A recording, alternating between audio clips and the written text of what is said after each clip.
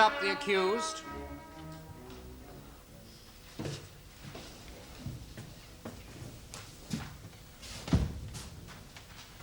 All stand.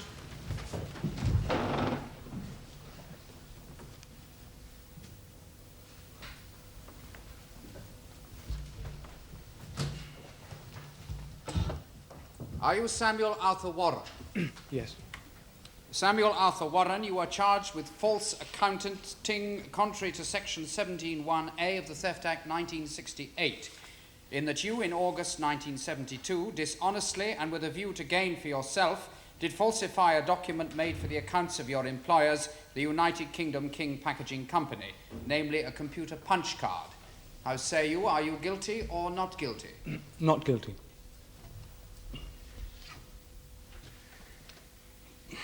Members of the jury, I was never particularly good at sums myself, and I dare say some of you weren't either. Mention mathematics, and some of us go a little hazy in the head. Bring up the subject of computers, and most of us retire in bewilderment. We don't understand computers, and there's no reason why we should. Normally, they are subjects best left to the experts. However, during the course of this trial, you will be called upon to pay attention to a good deal of information about computers and how they are used, and indeed misused. Because it was through his understanding of this subject and these matters that the accused was able to misappropriate the very considerable sum of £125,000 and 58 new pence. Now, if you suffer, or think you do, from a blind spot about these things, don't be perturbed. I will endeavour to explain to you in simple terms the details of the system whereby the accused made use of his employer's computer for his own gain. Now, you are the Chief Security Officer of UKPC? Yes, sir. Can we remind the jury about UKPC, Mr. Mortler? United Kingdom King Packaging Company, my lord. Yes, the company is generally known as UKPC, my lord. It would be convenient for us all to refer to it as such. Oh, I'm sure it would, Mr. Golding. My lord. You were formerly an inspector in the fraud squad. That's right, sir. Yes, and when did you take up your present post? Beginning of this year, January, sir. Can you tell us what happened in March of this year to concern you at UKPC? I was called on to investigate a discrepancy in the account, sir. A discrepancy? What exactly was it that had come to light? A letter containing a cheque we had sent out in payment was returned to us by the post office. They were unable to deliver it, sir. Yes. May we be shown Exhibit 1? Yeah. Now, is this the cheque and the envelope to which you refer? Yes, sir. The cheque is for £2,200, is it not? Made out to a firm called Midland Wrapper. That's right, sir. Yes. Well, it seems in order, doesn't it? Why was the post office unable to deliver it? There is no such firm at that address, sir. I see. And what did you do? Well, I made some investigations concerning Midland Wrapper. I visited this address. It's a trading estate in Leicester, and I made a search of the register in company's house. There is no such company. No such company, yes. And what did you do then? Well, in the course of time, I had a check made of the accounts and discovered that between August 1972 and March of 1974, UKPC had paid out £125,000 and 58 new pence, sir, to Midland Wrapper. To a company that did not exist? That's right, sir. I also found a considerable number of goods received notes purporting to show that UKPC had taken delivery of goods from Midland Wrapper. Yes. Do you produce these goods received notes? I do, sir. Exhibit 2, my lord. Yes. These are the notes, sir. And had these goods been delivered? I checked the stock book, sir. There were no traces of any goods to correspond with these delivery notes. So, non-existent goods from a non-existent company. Now, how then do you explain the presence of these very real goods received notes? Well, I concluded that someone with access to the delivery notes had fraudulently made them out and then slipped them into the bag in the accounts department. The bag? Oh, that's the bundle of invoices and so on collected together for processing. I see. And the contents of this bag were processed in the normal way, were they? No, sir. Normally they were processed through the company's computer, but there was a fault and it was all being done by hand. I see. Work normally done by the computer was being done by people in the accounts department. That's right, yes. Yes. Now, if this delivery note had been processed through the computer, what would have happened? Well, a check was made to see what would have happened when the computer was working again, and it seems the computer would have paid the amount by credit transfer. Not by check? No, sir. Yes. And how would this have worked? Well, the computer would have made out a credit transfer note, and that would be sent to the bank. A credit transfer in favour of Midland Wrapper. In favour of a non-existent company? Yes, sir. Yes. And how would this have been dealt with at the bank? Through the bank's computer system, sir. Well, surely the bank's computer would have been at a loss as to how to deal with this credit transfer. No, sir, the bank account number on the credit transfer instructions was the number of an actual account. Yes, I should like to clarify this. You are saying that whoever fed this information about the spurious company into UKPC's computer used the number of a bank account he had already opened in the name of Midland Wrapper. That is correct, my lord. Yes, yes. Were all computerized payments made by credit transfer? No, sir, it was programmed to treat certain pays as regulars, and these were the ones paid by credit transfers. So, of course, it had details of their bank account numbers on record in its memory bank. Yes. And did this list of regulars now include Midland Wrapper? Yes, sir. Yes. Now, what was the balance in the account when you investigated it? £125,000 and 58 new pence. Yes. And had all that been paid in by or through the UKPC computer? Yes, sir. Yes. Now, would it be reasonable to suppose that whoever had supplied the computer with the details of Midland Wrapper was the same person who introduced the false goods received notes into the bag? Either the same person or someone working with that person, sir, yes. I decided that only about 4 people actually had the knowledge and opportunity. That is, only about 4 or 5 within the company, sir. Yes. And was the accused one of these? He was, sir. Yes. It was a matter of course to interview him. And did you interview him? Yes, sir, on the 8th of March of this year, in company with Detective Sergeant Atres of the Fulchester CID. Where did that interview take place? At the accused's home, sir. Yes. Why not at work? He wasn't at work, sir. He'd been away for several days with a slipped disc. I see. And what state was he in when you interviewed him? He was in bed, sir, with a board under the mattress. And what did he say to you during the interview? I explained, well, I started to explain why I wanted to talk to him, and he interrupted me. He said, I suppose you would like to talk to the chief executive of Midland Wrapper Limited. I said I would very much like to, and he said, speaking. And what did you take that to mean? That he was the person who had organized this, this deception involving the fictitious company. Did he have anything else to say? Yes, sir. He said, have they totted it up yet? It's not a bad score, is it? Yes, and that left you in no doubt that he was talking about the money paid out to Midland Wrapper. None whatsoever. None at all. Yes. And then what happened? Detective Sergeant Atres told him he was arresting him and then cautioned him in the usual way. And did the sergeant take him to the police station? No, sir. In view of his condition, we left him where he was. Because of his slipped disc. We did check that his condition was genuine, sir, with his GP. Yeah, so there was no danger that he might try to flee from justice? Not the way he was at the time, no. No. Now, did you ask him if he'd like to make a statement? Yes, sir, he refused to make a statement. But he was quite willing to answer questions. I see. And I presume you had a number to ask? Yes, sir. I asked him where the money was. He said it was in the bank. I asked him the name and number and address of the bank and the bank account number. He told me. You already knew that, did you? Yes, sir. Bank codes indicate bank and branch. Yes, and did he give the correct bank and branch? Yes, sir. And did he give you any other information concerning this account? He handed me the statements relating to the account. He said, it's all still there. You can check it for yourself. Yes, and do you produce these statements, Exhibit 3, my lord? Yes, sir.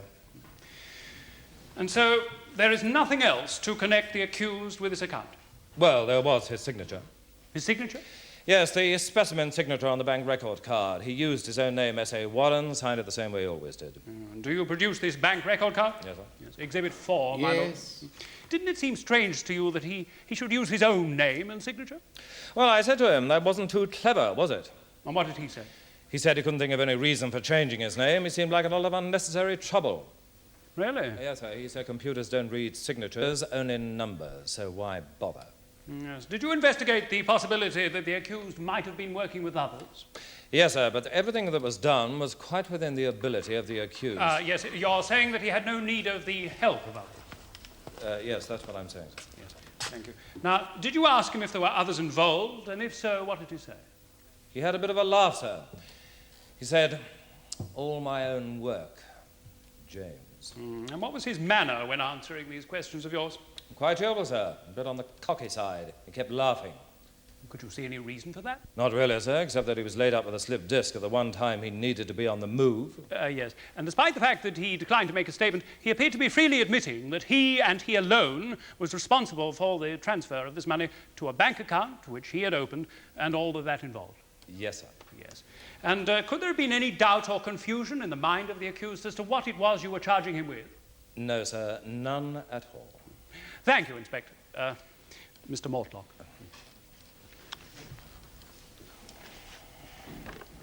Mr. Mortlock, you've described Mr. Warren's attitude when you interviewed him as a bit on the cocky side. Would you say that he answered your questions readily? Readily? Yes, I'd say that. He described himself as the chief executive of Midland Rapper.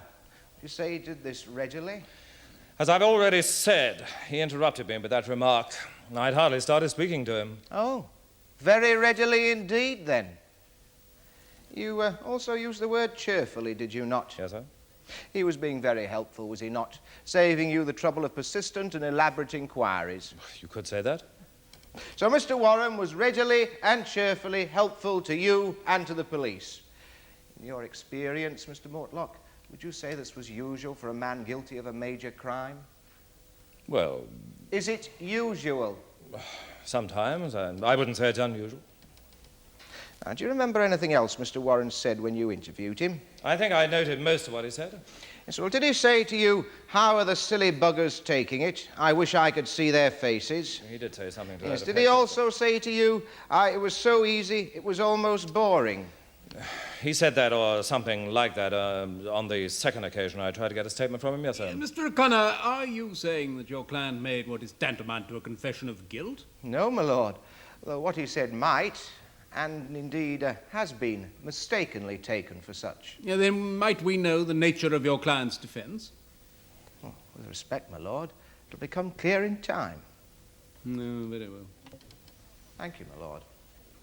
Mr. Mortlock, did you look for a checkbook to go with this account you say Mr. Warren opened? Yes, sir. Did you find one? No, sir.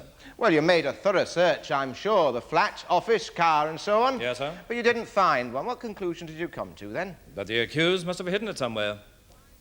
Come on, Mr. Mortlock. Why should a man who keeps the bank statement in his bedroom, who couldn't be bothered to hide his identity or change his signature, take so much trouble to hide his checkbook? I've no idea, sir. Neither have I, Mr. Mortlock. Would it surprise you to learn that Mr. Warren destroyed this checkbook that was given to him by the bank because he had no intention of using it? Yes, it would, sir. That would surprise me. And so it might. But that is exactly what Mr. Warren did.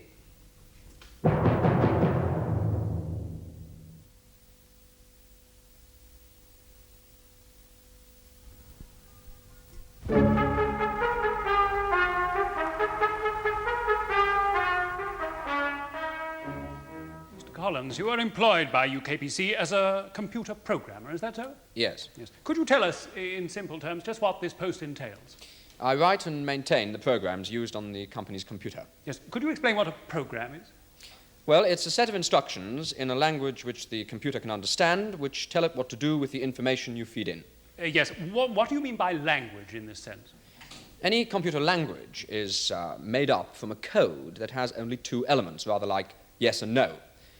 Yes is an electronic pulse, no is no electronic pulse. If you think of it in terms of numbers, a pulse is 1 and no pulse equals nothing. And those are the only numbers that computers use. Then how do they perform these complicated calculations? Well, in normal arithmetic, we don't have numerals bigger than 9, but we can in fact calculate much bigger sums by using the same numerals over and over again, making a string of numerals. Computers do that without the luxury of numerals bigger than 1. But the string gets to be very long indeed. 9 to a computer, for instance, is 1001. I see. Then how do you give instructions to something that only knows the difference between nothing and 1? Simply by using a code of nothings and ones. If you imagine a language in which there are only the letters N and O, now you could in fact make lots of words. No, on, oh no, no, no, oh no, oh no, and you could go on forever. But the words would get very long and boring. Quite. Yes. Now, Mr. Collins, if I understand you correctly, a computer program is a set of instructions using that sort of language. That's right, my lord. Yes. I'm indebted to your lordship. Of course, there are lots of different computer languages for different purposes based on such codes. Perhaps I should give you one or two examples of those. Oh, no, that's quite all right, Mr. Collins. Though you do explain these things frightfully well. You obviously enjoy your work. Thank you. Yes, I do. And did you ever discuss your work with Mr. Warren? Yes. Yes. And did he seem interested in it? Oh, yes, he did, yes. He was obviously familiar with the basic facts. Yes. Being in general terms familiar with computers and how they work, that's not the same thing, is it, as being familiar with a particular program? No, sir, not at all. No. Now, do you know whether or not Mr. Warren was familiar with the particular program that was used at UKPC? Oh, yes, sir, yes, he was. Did he ask any questions about it? Well, questions, yes, and sometimes he'd say, is this how it goes? And he'd as good as tell me. Well, I mean, he didn't need me to tell him the sort of elementary stuff I've been explaining to you, sir. He usually had it right. So he was familiar with the theory and familiar with the program. Was he also familiar with the actual procedure? I mean, could he actually operate the machine? Oh, absolutely, no difficulty. I've seen him myself using the terminal. That's the device for feeding information into the computer. Yes. Tell me, could anyone who went to the terminal operate this machine? I mean, could I if I went there now? No, sir. You'd have to identify yourself to the machine by using a particular code. Only authorized persons would know that code. I see. But then if I knew that code, I could operate that computer. Yes. Yes. And if I knew that code and keyed in, say, my own bank account number and an instruction to pay me £100, what would happen? Well, sir, it would tell you to plod off. It would do what? It would write out a little message saying, plod off. Why would it do that? Well, your instructions simply wouldn't make sense to it in terms of its program. That's how it responds to things that don't make sense. Oh, really? It's a little joke of mine, actually. VIPs, you know, come around and they always want to play with the computer. That's what it says to them. I see. That's, however, not what it said to the person who instructed it to make payments to Midland Wrapper. Oh, no, sir. Mr. Warren's instructions were perfectly compatible with the program. Yes, Mr. Collins, we are all here to decide, amongst other things, whether or not Mr. Warren did in fact give those instructions. Yes, of course. I'm sorry. And the computer obeyed those instructions, even though they concerned a company that was quite unreal. Well, the computer is no judge of reality. It can only do what it's told, providing what you tell it to do is consistent with the program. And how did the person make these particular instructions consistent with the program? He used a spare code, which related to a company we weren't doing business with anymore. He made out a new punch card which registered a change of bank account number for that company. And that company was called what? Midland Wrapper Film and Foil. It was usually referred to as Midland Wrapper. Yes, those two words were enough. Yes. Now, you mentioned a punched card was used. Without becoming too technical, what is that? Program material is fed into the computer on punched cards, literally cards with holes punched in them. The position of the holes is registered by the computer. It has a device which shines light through them, and they all mean something. I see. And did Mr. Warren know how to prepare those punched cards? Oh, yes, he'd done it many times. Just a minute. You saw him doing it? Yes. Yes. And did he do that in the course of his work? Well, he didn't have to make out his own punched cards, but he did, quite often. Yes. And it would have been possible, would it, for Mr. Warren, simply by making out one of these cards, to change the details that had already been programmed relating to a particular company? Oh, yes, you have to be able to update your information. Oh, dear, this barbarous word update, what does it mean? Well, simply changing your information as circumstances change, my lord. I see. Thank you. Mr. Collins, why could not someone in Mr. Warren's position simply fed into the computer his own name and current account number and instructed the computer to pay money into that? Well, that wouldn't be updating information, sir. That would be putting entirely new material on store. And he could not have done that? Well, to feed in new information of that type, he'd need to use two other special codes, which are held by me and the accounts manager, Mr. Swenloft. And were these codes known only to you and to Mr. Swenloft? Yes. Yes, I see. So a simple fraud like that would have required a considerable degree of collusion, but the device of updating information and then opening a bank account to fit this information, would that have required any collusion at all? I mean, any help from anyone? No, sir. No. And was it entirely and fully within the scope of the knowledge and the ability that you knew Mr. Warren to possess? Yes, sir. Thank you, Mr. Collins. Mr. Collins, you've told us that the accused took a good deal of interest in the computer and all that related to it. Did he concern himself with the security of the thing? I mean, against fraud and other possible abuses? Oh, yes, sir, yes, sir. He was very hot on that. In what way was he very hot on it? Well, it's difficult to say. He was just a sort of bee in his bonnet. And did he frequently mention the subject? Oh, yes, sir. He said villains would give up raiding banks if they knew enough about computers. Oh, did he say that in so many words? Oh, yes, yes. He said you wouldn't have to threaten them with a gun. You'd just have to ask nicely. And do you think there's any degree of truth in that? Oh, yes, sir. There's a lot of truth in it. Now, can you think of any specific instances of Mr. Warren's concern for security? Well, there was the program itself. I mean, at first it was kept in the computer room. That is, the stack of punched cards. Mr. Warren had them moved into a safe. Did you say why he thought that was necessary? Well, in the first place, it cost several £1,000s to have a program like that written. Oh, the cards are in themselves valuable, then, is that it? Yes. Now, did Mr. Warren ever suggest any other grounds for his concern, for keeping the cards in the safe? Well, there was what he referred to as sabotage. If the cards got mutilated or burned, we would be in for an awful lot of trouble. Did he suggest that someone might do that deliberately? Well, he said it was possible, and we ought to guard against whatever was possible. Why would the loss of those cards be so catastrophic? Would you not be able to use the machine at all? Well, it's not quite as simple as that, sir. You see, information is stored in the form of a stack of punched cards. But in order to run the machine, it's transferred, that is, the information on the cards is transferred onto magnetic tape. Well, now, there is a problem called degradation, in which the magnetic tape gets worn and information drops out. Drops out? Literally? Yes, literally. The surface of the tape is rubbed clean, and you lose bits of information. Well, at a certain point, you have to make a new tape using the punched cards. Well, of course, if you didn't have the punched cards... Yes, I think we take your point. And did Mr. Warren suggest that there was any risk attending the making of new tapes? Well, he reckoned that someone who really knew what he was doing could rewrite whole areas of the program in his leisure and then wait for a new tape to be made of his cards. That is, if he could get at the cards in the first place. And did you think that was a possibility? Well, only just. I mean, he'd have to know an awful lot. He'd have to be a programmer, capable of writing programs like that. But Mr. Warren's concern was not unreasonable, extreme perhaps. After all, he was safeguarding his employer's money, was he not? Well, yes. Tell me, Mr. Collins, at any time in the 2-year history of Midland Wrapper, did you become aware that anything untoward was going on? No. There's no reason why I should. Despite the fact that the company went through its annual audit in the normal way? Of course, it wasn't the normal way. It was the first audit since the accounts had been processed by a computer. Oh, are computerized accounts difficult to audit? Well, I'm not an auditor. But, yes, there are difficulties, of course. Simply because one computer can do so much, and UKPC is a very big company. I mean, a printout of everything for an entire year, it's enormous. Quite. It is at any rate obvious that the deception passed unnoticed.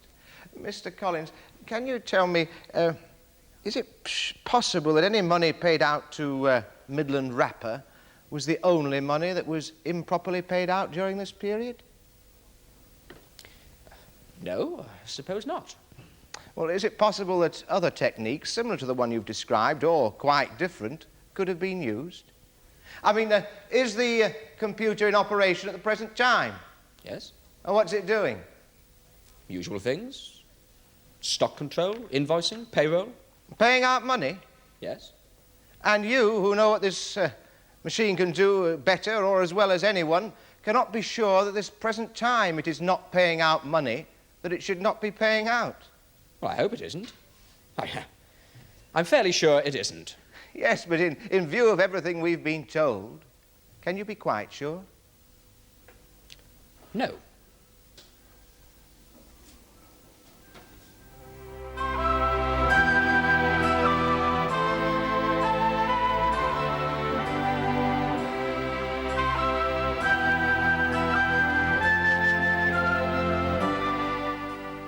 The case of the Queen against Warren continues tomorrow in the Crown Court.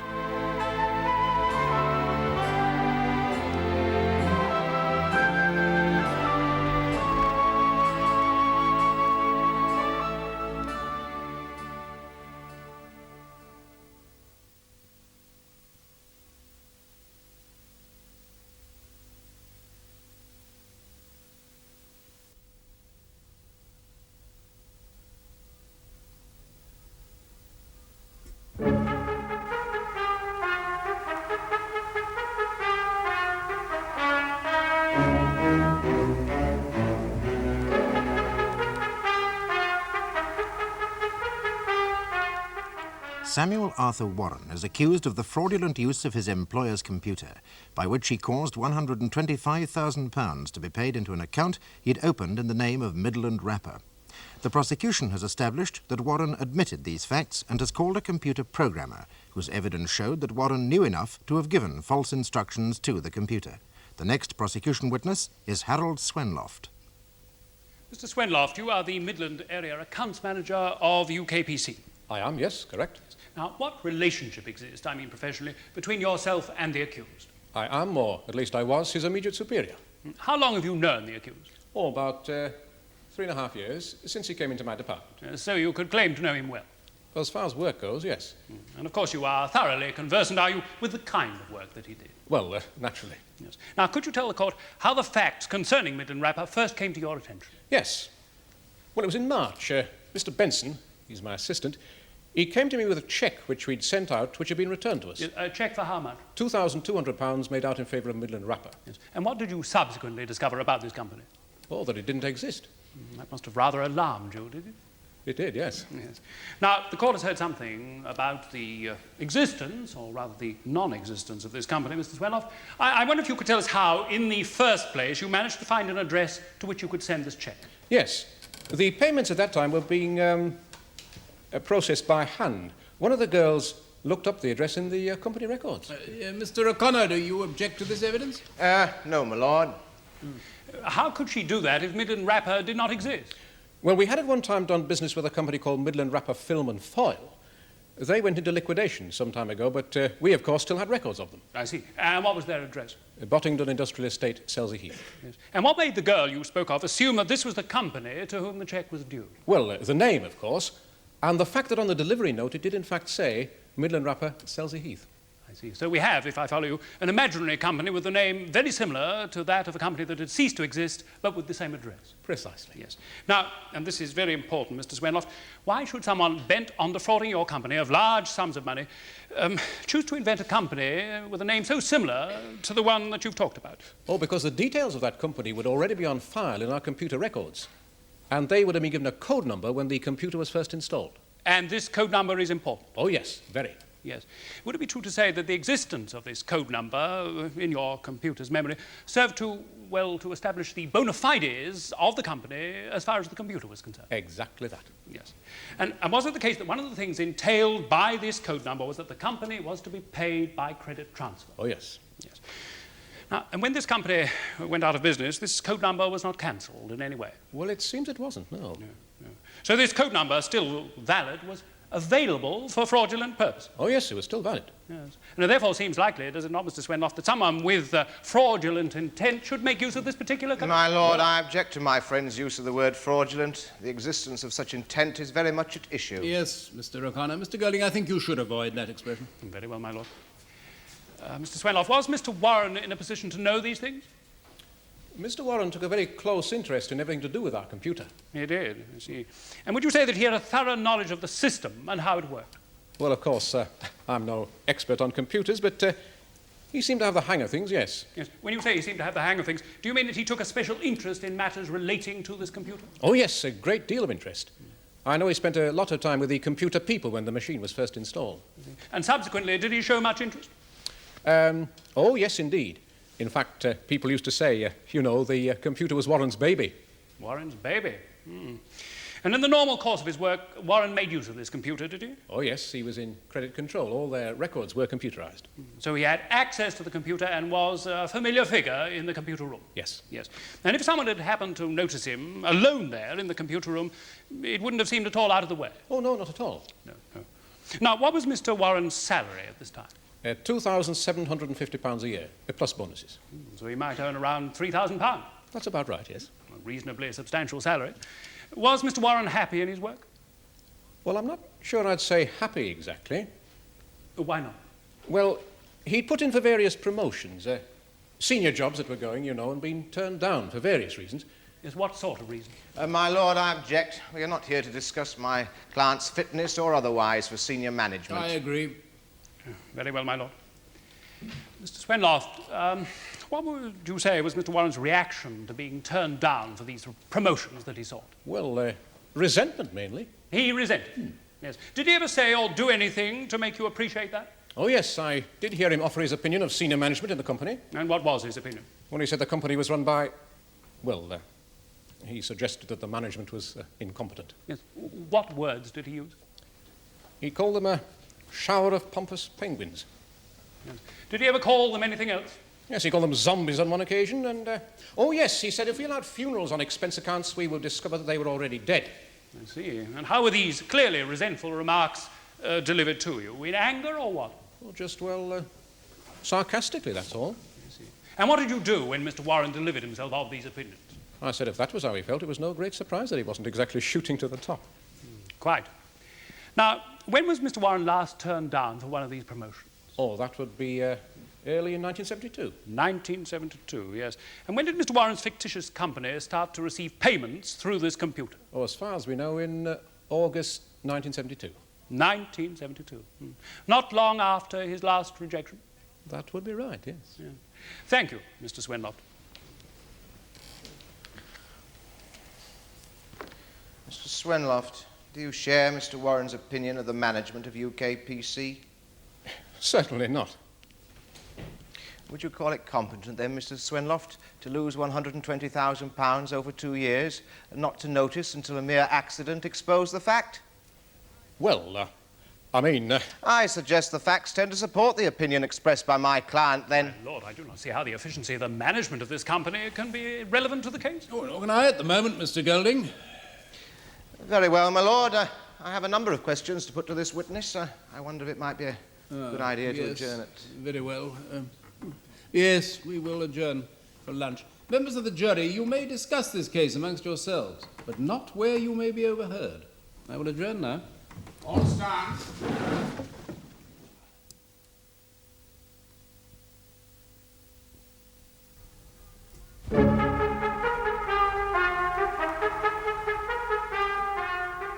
When you are ready, Mr. O'Connor.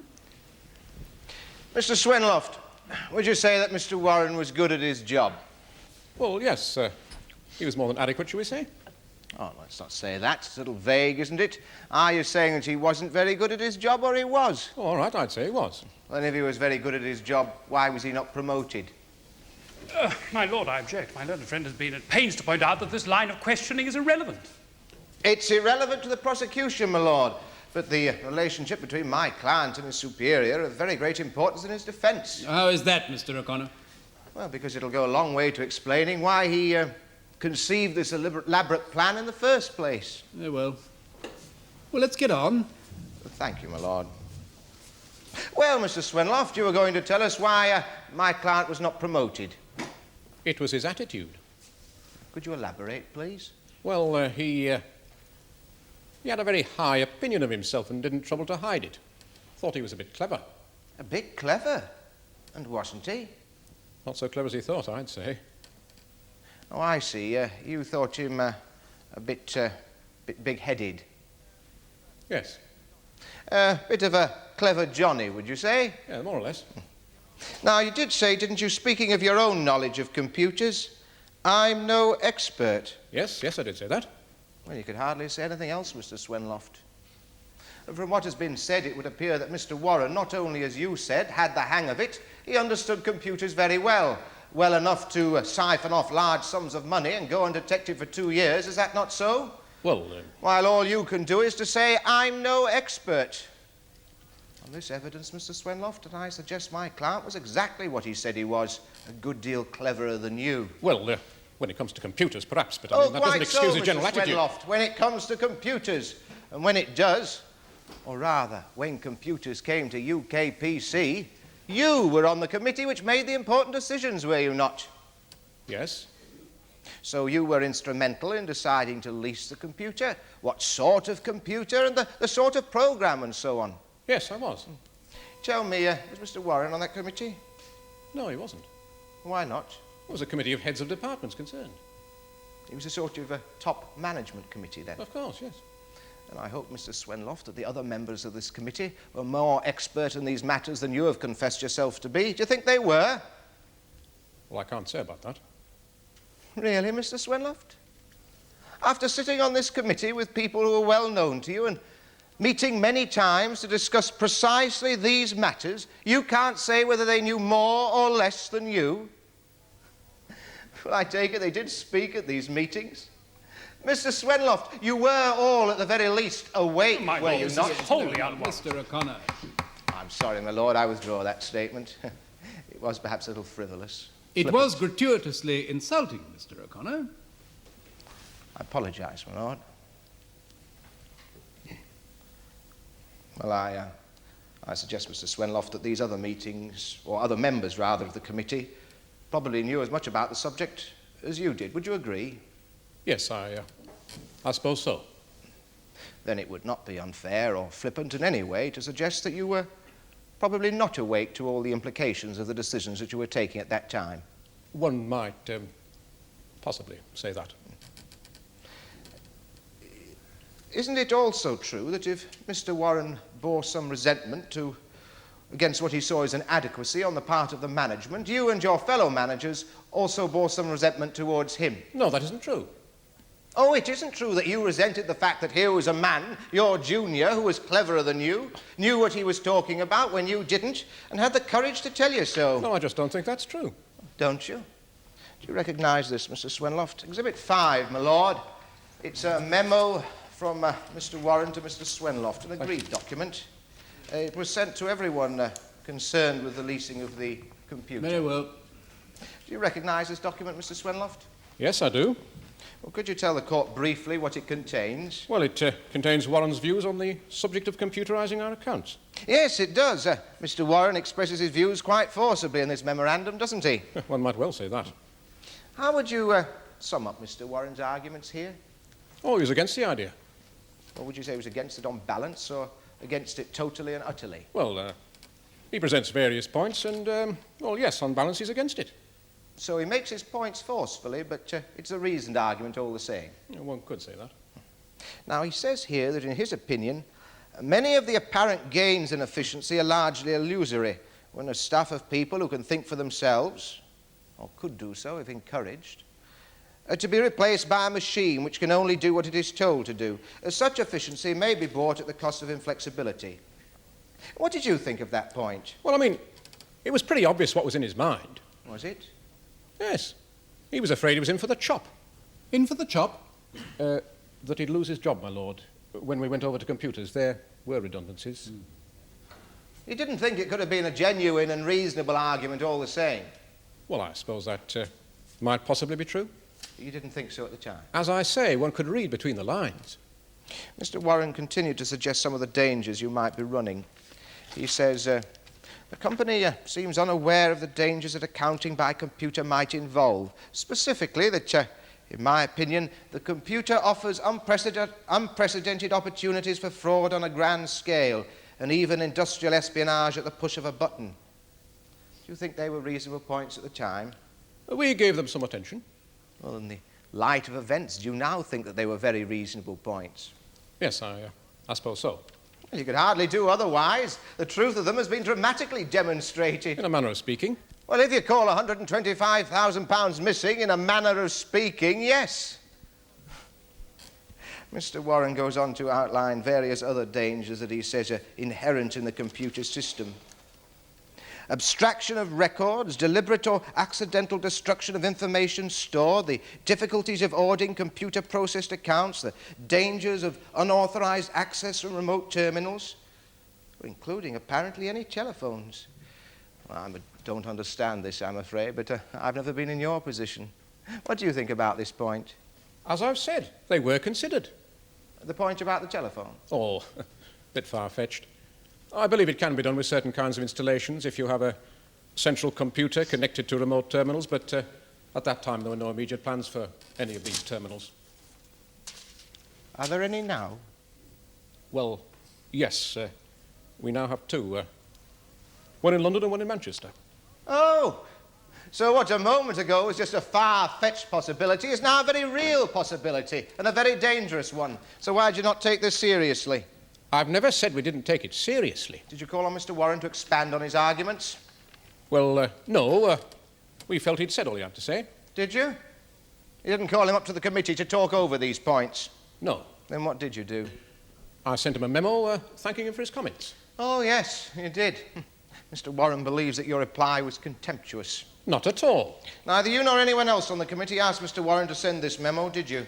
No. It was quite unsolicited.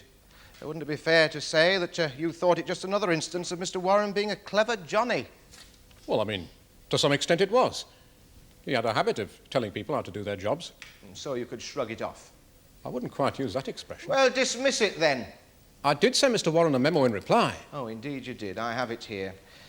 Exhibit 6, my lord, a memorandum from Mr. Swenloff to Mr. Warren. Yes. I'd like to read it, if I may. Very well.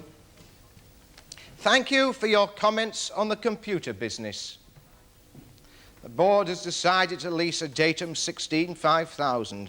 Bearing in mind your interest, concern and obvious knowledge on the subject, it has been agreed that you should be the one to take a special interest in matters relating to the transition to computer, particularly with regard to security and so on.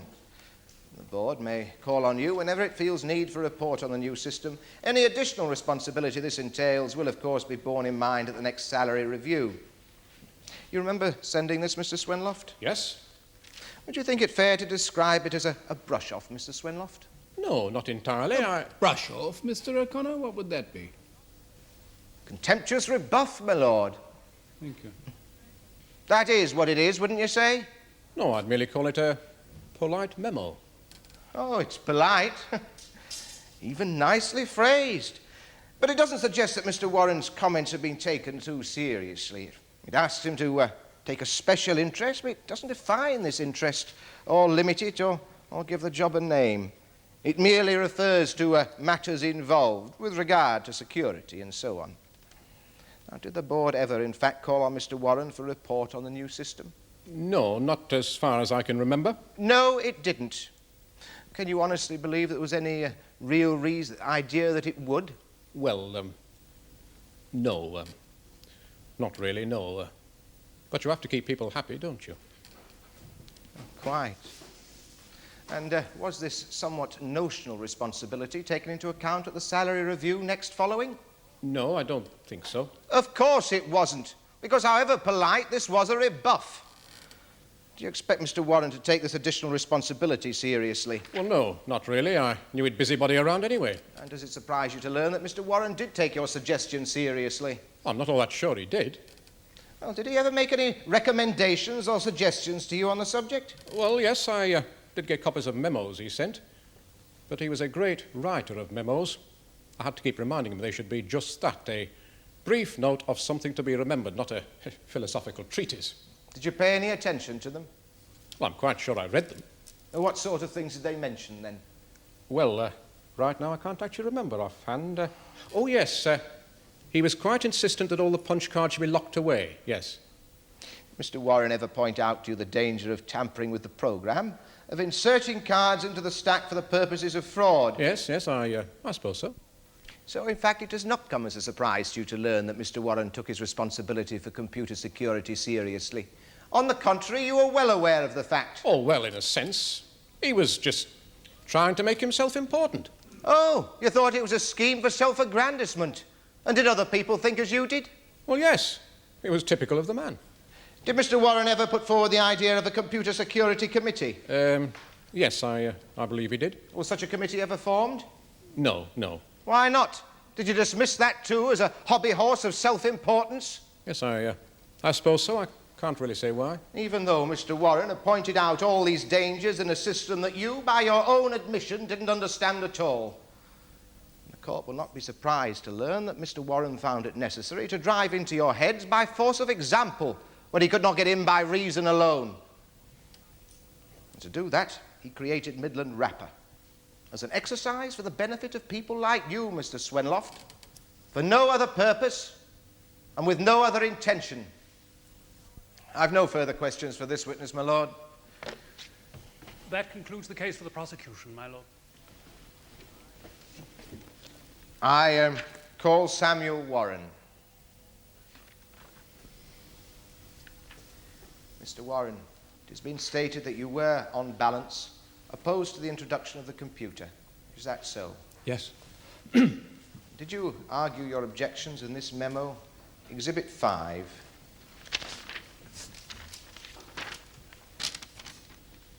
Yes.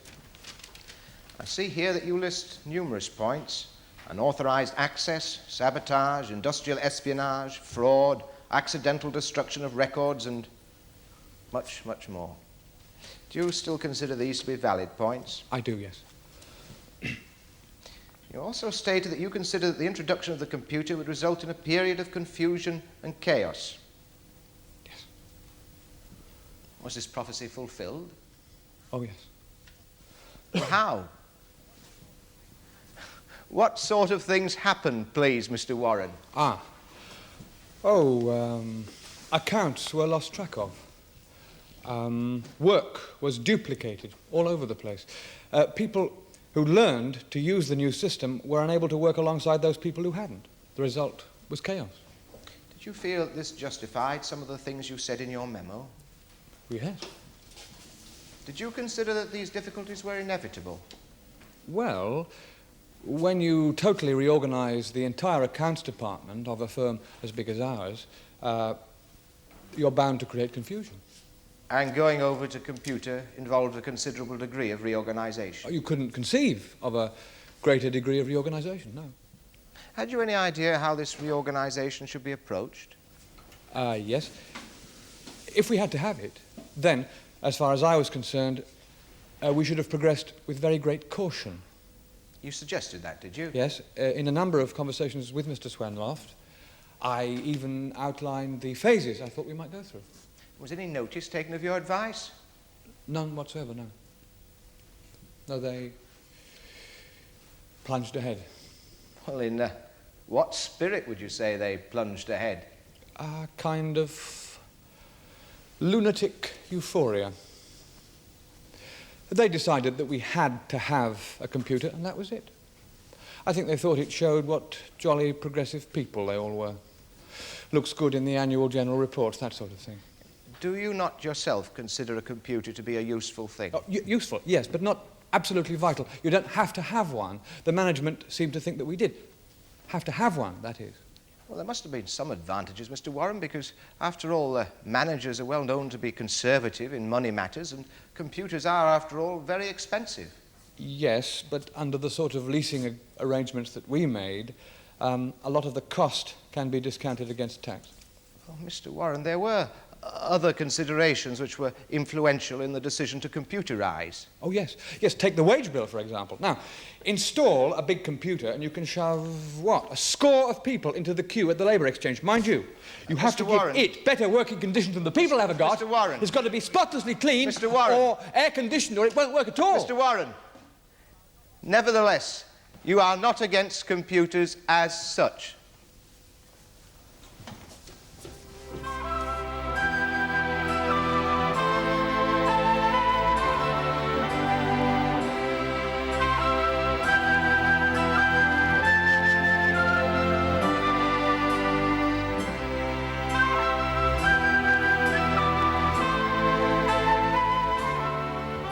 The case of the Queen against Warren continues tomorrow in the Crown Court.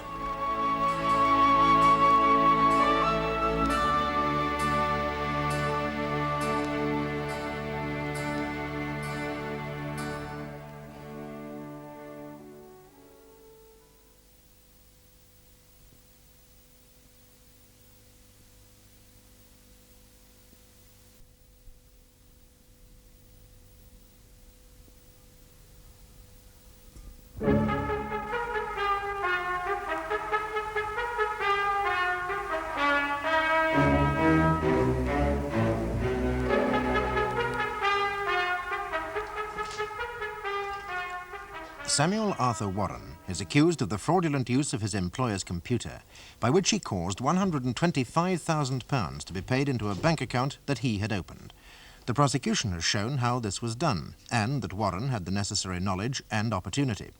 When arrested, Warren did not deny any of this, but refused to make a statement, and he pleads not guilty to the charge of dishonestly falsifying accounts. Warren is now in the witness box. Mr. Warren, in your opinion, did the management of UKPC understand computers? Anything but. Mind you, I'm sure they're learning, slowly. But initially, they were only too happy to hand over everything to do with the company's cash flow to a bunch of magnetic